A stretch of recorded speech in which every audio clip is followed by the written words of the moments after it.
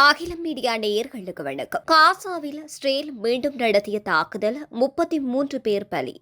America இது பற்றி தெரிவிப்பது என்ன? செவ்வாய்க்கிழமை இரவு காசாவில் இஸ்ரேல் வான்வழி தாக்குதல்களை நடத்தியது. ஹமாஸ் போர் நிறுத்த ஒப்பந்தத்தை மீறிவிட்ட நிலையில் இஸ்ரேலிய அதிகாரிகள் குற்றமும் சாட்டுகின்றார்கள். ஹமாஸ் இஸ்ரேலிய வீரர்களை தாக்கியது என்றும் பழைய கைதிகளின் உடல்களை திருப்பி அனுப்புவதற்கான நிபந்தனைகளை மீறியது என்றும் இஸ்ரேலிய பாதுகாப்பு அமைச்சர் காட்ஸ் குற்றம் சாட்டியிருக்கின்றார். இதில் தங்களுக்கு எந்த தொடர்பும் இல்லை என்று மறுத்த ஹமாஸ் போர் நிறுத்தத்தை முழுமையாக கடைபிடிப்பதில் உறுதி பூண்டுள்ளதாக கூறியிருக்கின்றது. குறித்த இஸ்ரேலிய தாக்குதலில் 33 பலஸ்தீனர்கள் கொல்லப்பட்டதாக ஹமாஸ் கட்டுப்பாட்டில் உள்ள காசாவின் சுகாதார அதிகாரிகள் மற்றும் சிவில் பாதுகாப்பு அமைப்பினர் தெரிவித்திருக்கின்றார்கள். இந்த தாக்குதல்கள் காசா நகரம், பெட்லா மற்றும் கான் யூனிஸ் உள்ளிட்ட நகரங்களில் உள்ள வீடுகள், பள்ளிகள் மற்றும் பல குடியிருப்பு கட்டடங்களை சேதப்படுத்தி இருக்கின்றது. இருப்பினும் அமெரிக்க துணை அதிபர் ஜேடி வான்ஸ் போர் நிறுத்தம் அப்படியே தொடர்வதாக நம்பிக்கையும் தெரிவித்திருக்கின்றார். முன்னதாக செவ்வாய்க்கிழமை மாலை இஸ்ரேலிய பிரதமர் பெஞ்சமின் நெதன்யாகுவின் அலுவலகத்திலிருந்து வெளியிடப்பட்ட ஒரு சுருக்கமான அறிக்கையில் அவர் ராணுவத்திற்கு ஒரு வலுவான தாக்குதலை நடத்த உத்தரவிட்டதாக தெரிவிக்கப்பட்டிருந்தது. ஆனால் அதற்கான காரணத்தை அதில் குறிப்பிடவில்லை. மறுபுறம் இஸ்ரேலிய அமைச்சர் காட்ஸ் செவ்வாய்க்கிழமை காசாவில் இஸ்ரேலிய வீரர்களை தாக்கியதன் மூலம் ஹமாஸ் சிவப்பு கோட்டை தாண்டியுள்ளது என்று கூறியிருந்தார். வீரர்களை தாக்கியதற்கும் பழைய கைதிகளின் உடல்களை திருப்பி அனுப்புவதற்குமான ஒப்பந்தத்தை மீறியதற்கும் ஹமாஸ் அதிக விலை கொடுக்க வேண்டியிருக்கும் என்று அவர் எச்சரிக்கையும் விடுத்திருந்தார். செவ்வாய்க்கிழமை பிற்பகல் தெற்கு காசா நகரமான ரஃபாவில் இஸ்ரேலிய துருப்புகள் டாங்கி எதிர்ப்பு ஏவுகணைகள் மற்றும் துப்பாக்கி சுடும் தாக்குதலுக்கு இலக்கானதாக இஸ்ரேலிய ஊடகங்கள் தெரிவித்திருந்தன. அதே நேரத்தில் பலஸ்தீன ஊடகங்கள் இந்த பகுதியில் இஸ்ரேலிய செல் தாக்குதல்களை நடத்தியதாகவும் தெரிவிக்கின்றன. வடக்கில் காசா நகரம் மற்றும் தெற்கில் கான் யூனிஸ் போன்ற நகரங்கள் இஸ்ரேலிய தாக்குதலுக்கு உள்ளாக்கியதாக நேரில் கண்ட சாட்சிகளும் தெரிவித்திருக்கின்றன. காசா நகரின் தெற்கே உள்ள சஃப்ரா பகுதியில் ஒரு வீட்டில் குண்டு வீசப்பட்டதில் 3 பெண்கள் உட்பட 4 பேர் கொல்லப்பட்டதாக ஹமாஸின் கட்டுப்பாட்டில் உள்ள சிவில் பாதுகாப்பு அமைப்பின் செய்தி தொடர்பாளர் தெரிவித்திருக்கின்றார். இது மட்டுமல்லாமல் அல் ஜிவா மருத்துவமனையும் தாக்கப்பட்டதாக தகவல்கள் தெரிவிக்கின்றன. கான் யூனிஸில் ஒரு வாகனம் தாக்கப்பட்டதில் 2 குழந்தைகள் மற்றும் ஒரு பெண் உட்பட 5 பேர் கொல்லப்பட்டார்கள் என்று சிவில் பாதுகாப்பு அமைப்பு செய்தி தொடர்பாளர் ஒருவரும் தெரிவித்திருக்கின்றார். ஹமாஸ் வெளியிட்டிருக்கின்ற அறிக்கையை பொறுத்தவரையில் தாங்கள் இஸ்ரேலிய வீரர்களை தாக்கவில்லை என்று கூறியிருந்தது. ரஃபாவில் நடந்த துப்பாக்கிச்சூடு சம்பவத்துடன் எந்த தொடர்பும் இல்லை என்று ஹமாஸ் தெளிவுபடுத்துகின்றது. போர் நிறுத்த ஒப்பந்தத்தை கடைபிடிப்பதில் உறுதியாக இருக்கின்றது. காசா பகுதிகளில் பாசிச இஸ்ரேலிய ராணுவம் நடத்திய இந்த குண்டுவீச்சு போர் நிறுத்த ஒப்பந்தத்தை அப்பட்டமாக மீறுவதாகும் என்று ஹமாஸ் அறிக்கையில் கூறப்பட்டிருக்கின்றது. போர் நிறுத்தம் நடைமுறையில் உள்ளது, அதனால் இங்கும் அங்கும் சில சிறிய மோதல்கள் இருக்காது என்று அர்த்தமில்லை என்று அமெரிக்க துணை அதிபர் வான்ஸ் வாஷிங்டனின் செய்தியாளர்களிடம் கூறியிருக்கின்றார். அவர் மேலும் தெரிவிக்கையில், ஹமாஸ் அல்லது காசாவில் உள்ள வேறு ஒருவர் இஸ்ரேலிய வீரர் மீது தாக்குதல் நடத்தியதை நாங்கள் அறிவோம். இஸ்ரேல் பதிலளிக்கும் என்று நாங்கள் எதிர்பார்க்கின்றோம். ஆனால் அதிபர் ட்ரம்பால் கொண்டுவரப்பட்ட அமைதி அப்படியே இருக்கும் என்று நான் நம்புகின்றேன் என்று தெரிவித்திருக்கின்றார். காசாவில் இறந்த 13 பணைய கைதிகளில் எவருக்கும் சொந்தமில்லாத மனித எச்சங்கள் அடங்கிய ஒரு சவப்பெட்டியை ஹமாஸ் திங்கட்கிழமை இரவு ஒப்படைத்ததாக இஸ்ரேல் குற்றம் சாட்டியிருக்கின்றது.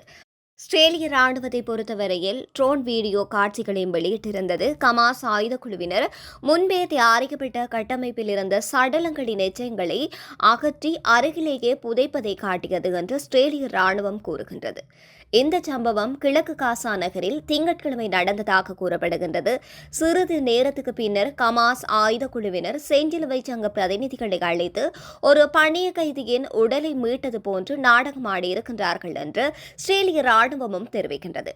ஹமாஸ் இந்த குற்றச்சாட்டுகளை ஆதாரமற்றது என்று கூறியதுடன் இஸ்ரேல் புதிய தாக்குதல்களுக்கு தவறான சாக்குப்போக்குகளை உருவாக்க முயற்சிக்கின்றது என்றும் குற்றம் எழுந்திருக்கின்றது. சர்வதேச செஞ்சிலுவை சங்கம் பின்னர் போலியாக உடல்களை மீட்டெடுப்பதை கண்டித்திருந்தது. கமாஸின் வேண்டுகோளின் பேரிலும் நல்ல நம்பிக்கையுடனும் வந்திருப்பதாக அந்த குழு கூறியிருந்தது. இதுகுறித்து செஞ்சிலுவை சங்கம் தன்னுடைய அறிக்கையில், காணொலியில் காணப்பட்டபடி அவர்கள் வருவதற்கு முன்பு ஒரு உடல் அங்கு புதைக்கப்பட்டது சம்பவ இடத்தில் உள்ள எங்கள் குழுவிற்கு தெரியாது. பொதுவாக ஒரு நடுநிலையாளராக எங்கள் பங்கு உடல்களை தோண்டுவது அல்ல என்று தெரிவித்திருந்தது. எங்கள் குழு உடல் மீட்கப்பட்டதை மட்டுமே கண்டது. ஆனால் அதன் பின்னணியில் உள்ள சூழ்நிலைகள் குறித்து எந்த தகவலும் இல்லை என்று அந்த அறிக்கையில் கூறப்பட்டிருக்கின்றது. இந்த ஒப்பந்தம் பின்பற்றப்பட வேண்டியது முக்கியமானது. குறிப்பாக பல குடும்பங்கள் தங்கள் அன்புக்குரியவர்களின் செய்திகளுக்காக ஆவலுடன் காத்திருக்கின்ற போது ஒரு போலி உடல் மீட்பு நடத்தப்பட்டது என்று ஏற்றுக்கொள்ள முடியாது என்று அந்த குழு தெரிவித்திருக்கின்றது. அமெரிக்கா, எகிப்து, கட்டார் மற்றும் துருக்கி ஆகிய நாடுகளால் கொண்டுவரப்பட்ட போர் நிறுத்த ஒப்பந்தம் அமெரிக்க அதிபர் டொனால்ட் டிரம்பின் 20 அம்ச காசா திட்டத்தின் ஒரு பகுதியாகவும் இருக்கின்றது. முதல்கட்ட போர் நிறுத்தத்தை அமுல்படுத்த இது தயாரிக்கப்பட்டிருக்கின்றது. அக்டோபர் 10 முதல் போர் நிறுத்தம் நடைமுறைக்கு வந்த 72 மணி நேரத்துக்குள் மொத்தமாக 20 பணைய கைதிகள் மற்றும் 28 பணைய கைதிகளின் உடல்களை கமாஸ் திருப்பி அனுப்பும் என்று இந்த திட்டம் கூறுகின்றது.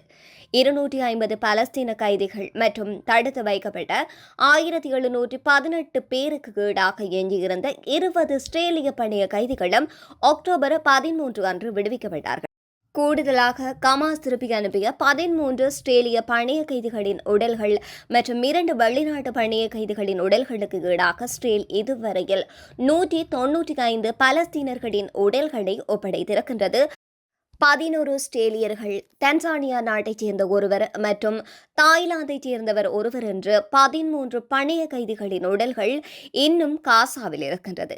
சனிக்கிழமை அன்று கமாஸின் தலைமை பேச்சுவார்த்தையாளர் ஹலீல் அல்-ஹயா, இஸ்ரேலிய ராணுவம் காசாவின் நிலப்பரப்பை மாற்றியமைத்ததால் சடலங்களை கண்டுபிடிப்பது சவாலாக இருக்கின்றது என்று கூறியிருந்தார். சடலங்களை புதைத்தவர்களில் சிலர் தியாகிகளாக இருக்கின்றார்கள். சிலருக்கு உடல்கள் எங்கு புதைக்கப்பட்டன என்ற நினைவிலேயே இல்லை என்றும் அவர் கூறியிருக்கின்றார். இருப்பினும் அனைத்து உடல்களின் இருப்பிடங்களும் கமாஸுக்கு தெரியும் என்று இஸ்ரேலிய அரசாங்கமும் தெரிவிக்கின்றது.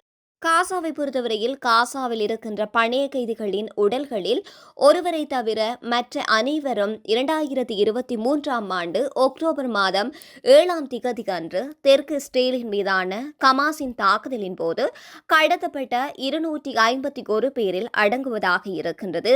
கமாஸின் இந்த தாக்குதலில் சுமார் 1200 பேரும் கொல்லப்பட்டிருக்கின்றார்கள். இதற்கு பதிலளிக்கின்ற ஒரு விதமாகத்தான் இஸ்ரேல் காசாவில் ராணுவ நடவடிக்கையையும் தொடங்கியது. கமாஸினுடைய கட்டுப்பாட்டில் இருக்கின்ற காசாவின் சுகாதார அமைச்சகத்தின் கூற்றின் அடிப்படையில் இஸ்ரேலிய தாக்குதல்களில் இதுவரையில் 68,530க்கும் மேற்பட்டோர்களும் இறந்திருக்கின்றார்கள். இந்த நிலையில் செவ்வாய்க்கிழமை இரவு காசாவில் இஸ்ரேல் வான்வழி தாக்குதலை நடத்தியமை நிரூபணமாக இருக்கின்றது. தொடர்ந்து உடனுக்குடன் செய்திகளை பெற்றுக் கொள்வதற்கு அகில மீடியாவுடன் இணைந்திருங்கள்.